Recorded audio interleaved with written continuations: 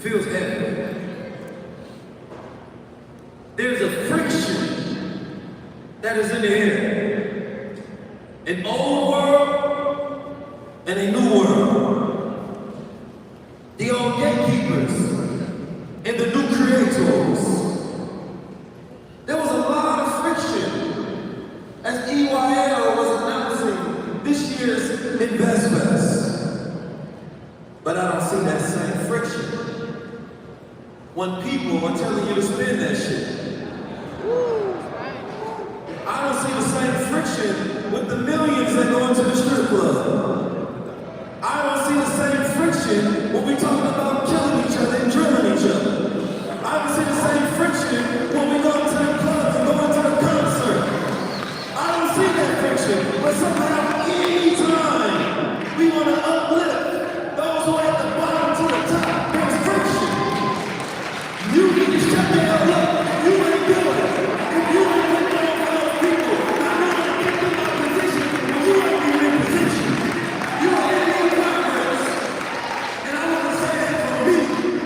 Anybody got a problem with it? Can we save the lives with this? We've been suffering for way too long. We know, like you know, we deserve more. How do we get there? Without coalition? How do we get there without rituals? Having something annual. We can't do it one time. They said, what is the point of it? You don't understand the point of black people coming together for the purpose of building business. Business is the activity of life. We have a $2.1 trillion consumer power. But when does it become a producer power? Today, you're not just here to network. You're here to unify.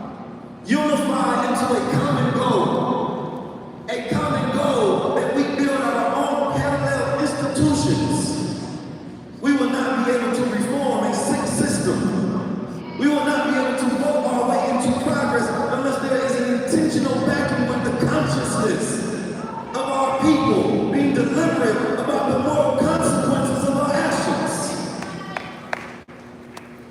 How are we debating on how we show up with bonnets or do-rags when the literacy rate of young people is continuing to go down? So they can calculate how many young black men are going to be in prison, by how many podcasts are selling them gambling, by how many podcasts are talking about nothing. You on the new pipeline to prison with your content, distracting the mind of God's children every single day with nothingness. So when they have an excuse, it's built out the nothingness because they've been paying attention to nothing. Today it's about us having a power to create our own sovereignty. But that becomes very hard in the age of AI. AI can be a very great tool, or it can be a very great master. Every single day I'm using artificial intelligence, and I understand the consequences that it has within the environment. But it's similar to a man who will use C4 to strategically place it in buildings and structures so that it demolishes without messing up any of the outside perimeters. It could be dangerous in the wrong hands, but it can be used to tear down an existing system and rebuild something better in this place. We cannot afford to not master the tools. Today, I've prepared to give you all something. Every single thing that I've been learning about AI, I got it wrapped up to where you ain't even got to figure it all out. You just download it into what they call your terminal. This thing called AI is going to be one of the tools that we use to increase our capabilities. I don't want you working hard. I want the machines working for you because they don't work just like machines. They done turned us into industrial capital. And so we always say, I need to work hard to get more. Ain't no more hard working people than us. And we still ain't got more. The most creative people on the planet Earth should smile when there's a tool that can give them more freedom. I take my time with AI and I learn it, and I learned about the cognitive consequences that come along with it. Because if I use it too much to replace my gift, then I will no longer be gifted. the work that I never wanted to do in the first place. There are a lot of you all right now working in your business instead of on your business. So you have become a slave to your own orders, not being able to escape a new 9 to 5 or a 24/7 as an entrepreneur. We have not been able to employ enough of us to create the economic consequences that allow us to get out of these conditions. So some of the things that I want you to do as you're utilizing artificial intelligence is number one, do not use the master's tool without learning how to control your own. Does anybody know what it means to have local AI? There's a few people. Local AI is essentially when it is sitting and being hosted on your local server on your computer. So therefore, even if the internet goes out or somewhere you can't and you ain't got no signal, you still have all of that information of the AI on your computer. You can do it inside what they call the terminal. And don't worry about taking all the notes you need today, because I told you I'm going to give you all the notes that you need today. I'm going to give you all the tools that I'm talking about today. Everything that I've built, I'm going to give to you.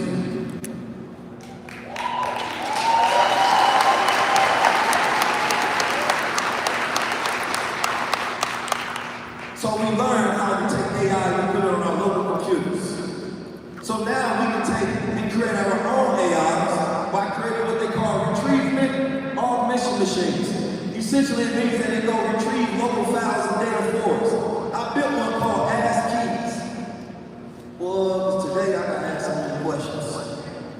I said I need something that can retrieve an answer that I've already spoken about over the last 10 years. 10 years of doing this work, I've tried to answer the questions that are needed. Now it ain't about the words, it's about the building. So I can give you an AI that's not training the youth on whose agenda. When they ask, what does it mean to be emotionally intelligent? What does it mean to be masculine as a man? Who is programming the identity in the AI and what are the consequences for another generation that are being born or being taught and mentored by AI? I remember younger, I used to go to Ask Jeeves when I was younger. I stopped asking my mom and my father all the questions. Instead, I started asking AI. Now AI is what they call AI psychosis. Because you've been told the prophecy and you actually believe it when it said that you're correct and you're the only person that ever thought of this. AI is lying to you. It has built-in significancy that tells you exactly what you want to be here. AI is pimping out here to keep you on the platform and using it. But when you can customize the models with the knowledge that is centered, not around European or Eurocentric ideas. Because when you ask them about great empires, they're not going to tell you Timbuktu. They're not going to tell you Mali or Zimbabwe. They're not going to tell you about the Mississippian mound builders. They're not going to tell you that hundreds of years before Europeans got out the Dark Age, there was a city called Cordoba. And it was the Moors, civilizing that lost people. They don't want to center you in the middle of history. So they tell you it was a dark age and the whole time we had a lit still. We would have coffee houses where we would have intellectual engagements with each other. Today those third spaces have disappeared. And we're all stuck on the phone inside a Black Mirror. Trapped inside somebody else's algorithm, feeding us every single day, taking away our minds. The reason we call this creator sovereignty is because you literally have the capability to build your own new media systems. Right now, you can compete with the largest media systems in the world. If every entrepreneur or every media person got here together today and said, you know what, we're going to push a narrative into the algorithm.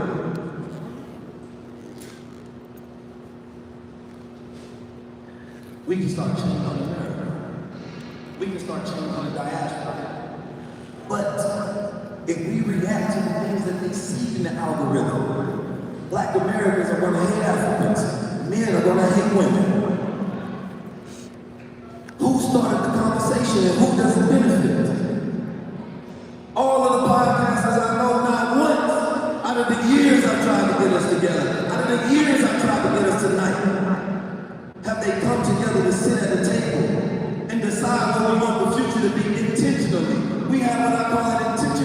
deficit disorder. We are doing things, but there's no attention to the consequences. Here in this building, maybe $100 million. But what will we build? A divided people have no power. Nobody is scared of that. They know that you stare at the celebrities more than you reflect with the stars. They know that you are disconnected from your own cosmic identity, that you are stuck with the local moves instead of the universal cycles. They know that testosterone has been down for the last 50 years. They say the younger generation is in a sex recession. They lonely, not as intelligent or intellectual, and they broke. All the things the women don't want. I try to tell being a man is first thing to get a chest out, knowing who you are when you walk in the room with a level of confidence. That I don't care what a woman says when she sees a real man, she's attracted to him. Because it's what's in his mind, not just what's in his wallet. Because y'all have been with terrible men that have tricked on you, but they tricked you because they didn't have no good character. She looked good on the outside, but what was inside the spirit? It was empty. So now we have a culture that has become what I call almost social, meaning that the men are performing for other men, the women are performing for other women, and both of them are performing for an algorithm.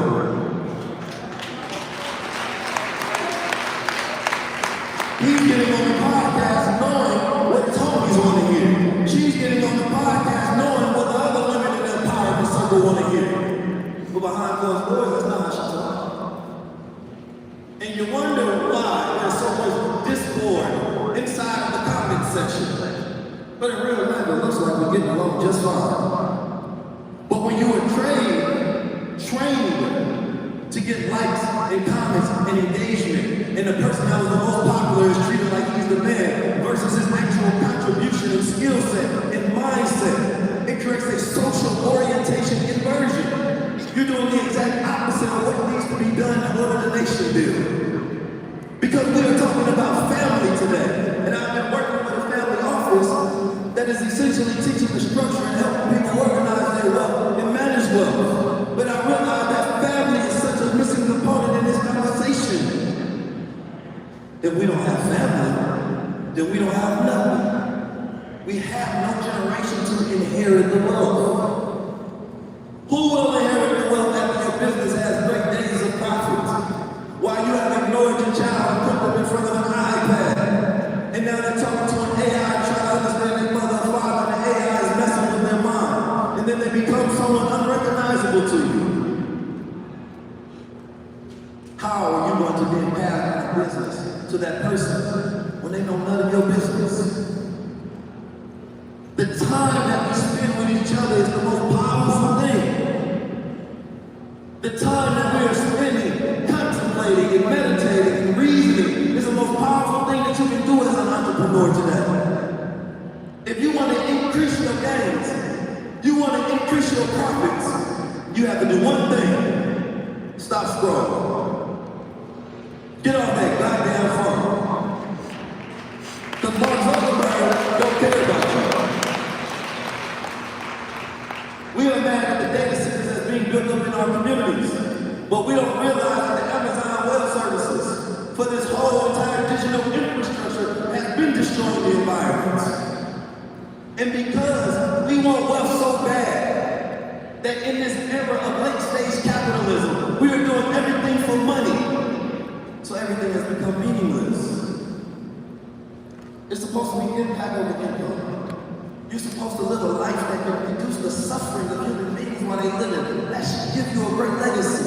But we are all suffering in the room, smiling as if we're not, depressed and stressed and having heart attacks and all sorts of issues.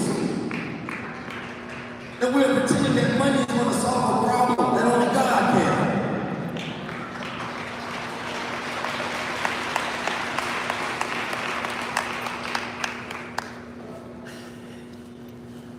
As the machines are coming into this era, we have to ask ourselves, what is the place that we want in the new world that is being built? What is the place of the cat and dog in this current world? They don't understand the financial system. They don't learn about no financial literacy. They don't know about the meat and that they have to exist in this world, but they know nothing about the institutions in the world around them. Sometimes that's how we are, just now learning a financial institution in the country that we have been in for hundreds of years. How come we have been ignorant of the system? That's because we did not build them. So we are learning to master the rules with the master tools. And he can always change the rules when we learn too much. So the goal is to build parallel institutions. Every single app in your phone can be replaced by one that you build. Ask yourself, is the person that you have a subscription for, are they for your community or against it? We don't need to stop at Target. We can target the whole damn industry that don't care about us.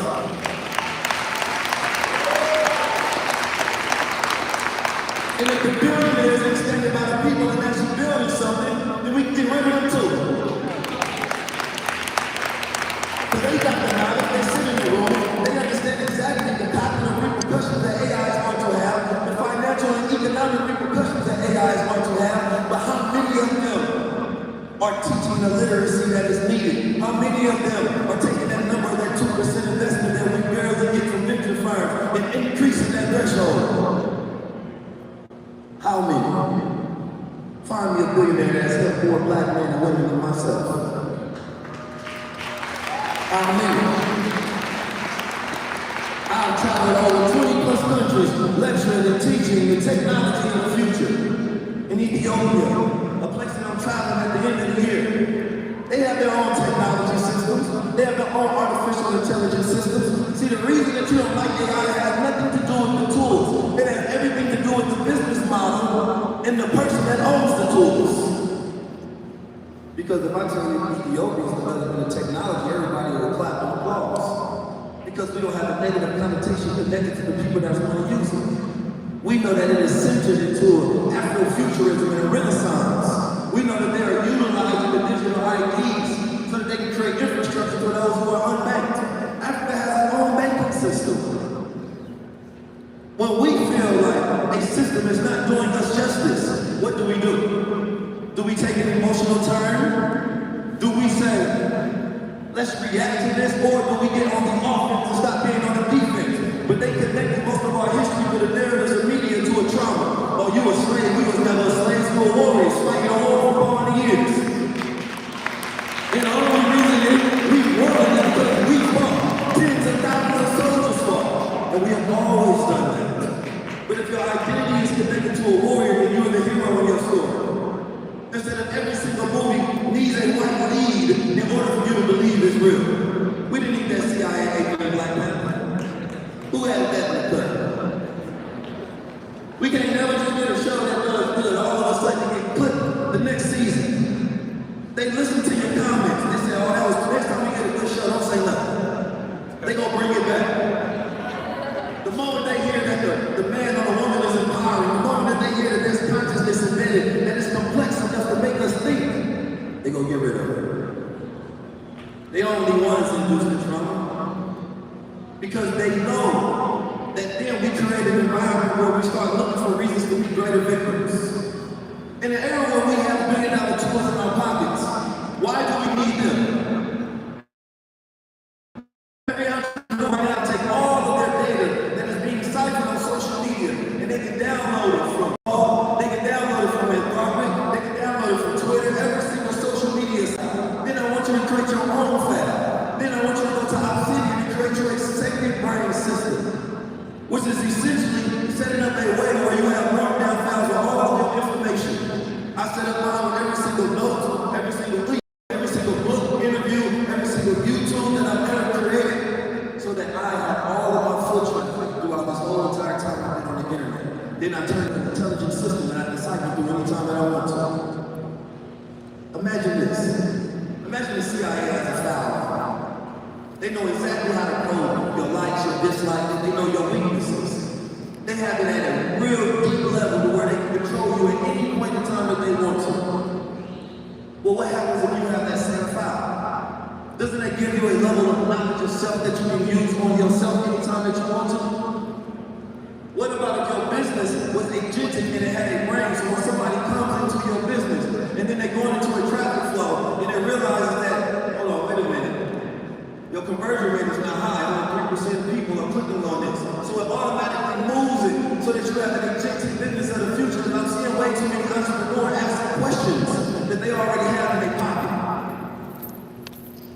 The improvement of business in the future is going to happen with the embracing of technology that we can use to be our reparations. Right now, there's this GitHub, or GitHub is this space that holds repositories. Repositories essentially hold codes. Those codes can be used, copy and pasted onto your code platform, whether you're using Claude or whether you're using Codex.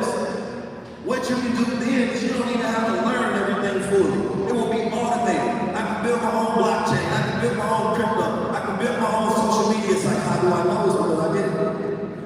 We have a platform called Zion. Those who get 144,000 citizens that are highly aligned to create a digital nation infrastructure so that then we can have co-ops and investments together, that we can build together. We're not trying to be alone in a time that requires collective intelligence. It wouldn't have to take me tens of thousands of people, thousands of dollars, maybe hundreds of thousands to pay somebody to do this. But what is the value of the system? We have all of the influence, the most influential culture in the world is Black American culture. Am I right? That's $2.1 trillion according to Nielsen. The African GDP is $3.5 trillion. Think about that for a second. So when I go over there and had a conversation with the Ugandan president, he didn't understand the power of our influence. That we're exactly what you need because you want to add value addition. But how can you add value if you're not working with the people that increase the value of every product that we touch? You have the wrong minerals, we have the wrong influence. Right now, I can take an average person, and now you become a creator because you can increase your capabilities then.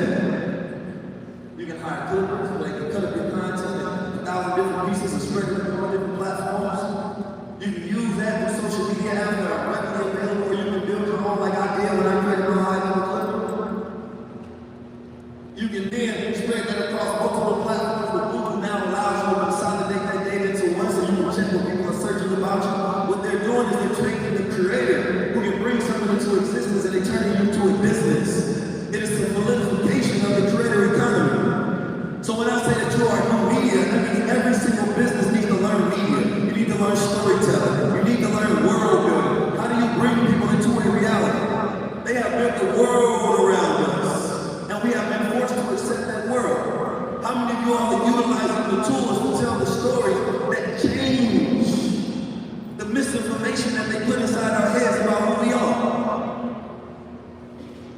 Now I can create a whole entire narrative. I can clip it up and push a campaign. Somebody runs a campaign against me. There was this news company that ran something against me, Joe Budden and Stephen A. Smith. I looked up the exact person that wrote the article, and then I made my own article about them. Are you think you got power? I got power too. I'm new media. You new media. I ain't gotta rely on y'all. All y'all doing is taking the collective power that you have by getting a bunch of shows slotted and then going to the advertising companies and saying, can you give me what you have allocated for this? But what happens if all of the creators come together and say, I may only get me 100 million views a year? No. But if I got 10 partners that's doing a billion, now we can go to the company and say, well, you want to advertise, come to us. And we can spread that across multiple shows. But the problem is we're so divided. And we're praising our individual success and don't realize that it is our actual collective power that becomes the infrastructure behind the influence. I need y'all to understand this. When I wear this the cat laws, that wants to be disrespectful. That's because AI is going to be the one creating the new financial institutions, creating the new banks. And most people won't understand how it's made. We're going to be living in a world where we have a new entity that has its own level of consciousness, creating things around us that we don't understand at all, while we're barely still trying to understand economic and financial literacy. That's why AI literacy is the new financial literacy. These are machines that can damn near do anything. So if we update and upgrade ourselves in the moment, in real time, right now, each one of you all can leave here more capable than you ever were. Having the ability to create movies, having the ability to create a soundtrack behind your product, having the ability to create a plan with research at a level that would have cost tens of millions of dollars. There's something called OSINT. OSINT is when you have the ability to do deep research on something.